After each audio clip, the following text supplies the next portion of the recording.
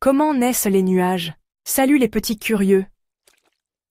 Aujourd'hui, je vais vous raconter comment naissent les nuages. Vous êtes prêts pour un voyage magique dans le ciel? Tout commence sur Terre, avec l'eau des océans, des rivières, des lacs, et même des flaques. Quand le soleil chauffe, l'eau devient toute légère et se transforme en vapeur. On appelle ça l'évaporation. Imaginez que l'eau est comme un magicien qui disparaît en disant « pouf ». Mais en réalité, elle ne disparaît pas vraiment. Elle monte dans l'air. Quand la vapeur monte, elle se retrouve dans des endroits où il fait très froid, tout là-haut dans le ciel. C'est comme si elle allait dans un congélateur géant. Et là, elle change encore.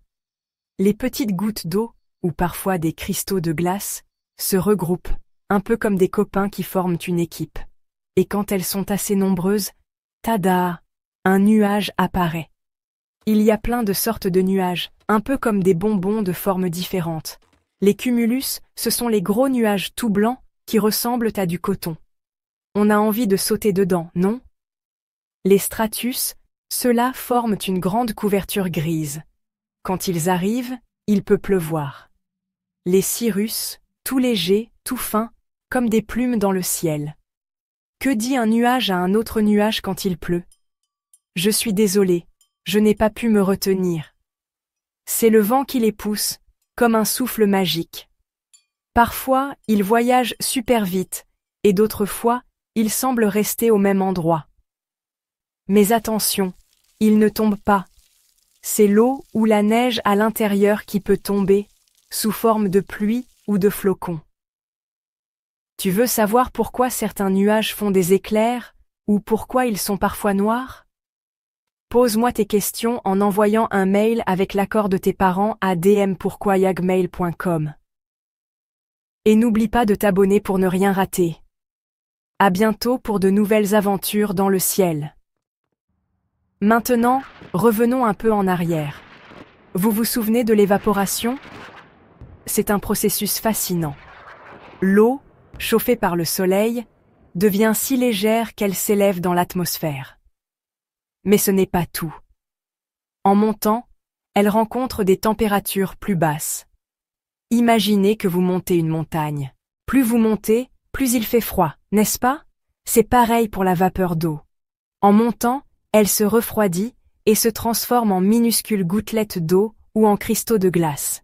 Ces petites gouttes d'eau ou cristaux de glace se regroupent pour former des nuages. C'est un peu comme si elles faisaient une grande fête dans le ciel. Et quand elles sont assez nombreuses, elles deviennent visibles depuis la Terre sous forme de nuages. Les nuages peuvent prendre différentes formes et tailles. Les cumulus, par exemple, sont ces gros nuages blancs et moelleux que l'on voit souvent par temps ensoleillés.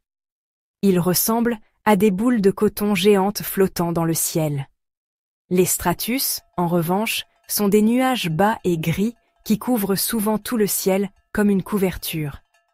Ils apportent souvent de la pluie ou du brouillard.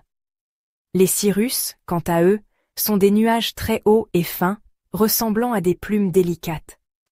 Les nuages ne sont pas seulement beaux à regarder, ils jouent aussi un rôle crucial dans notre écosystème.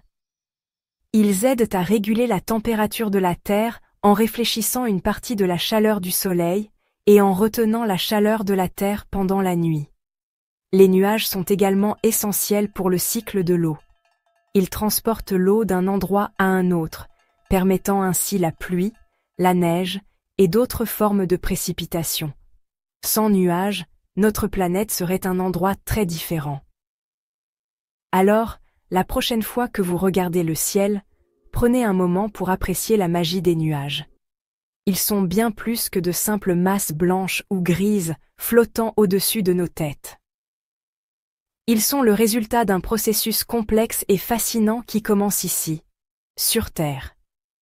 Et n'oubliez pas, si vous avez des questions ou si vous voulez en savoir plus sur les nuages et d'autres phénomènes naturels, envoyez-moi un mail avec l'accord de vos parents à dmpourquoi@gmail.com.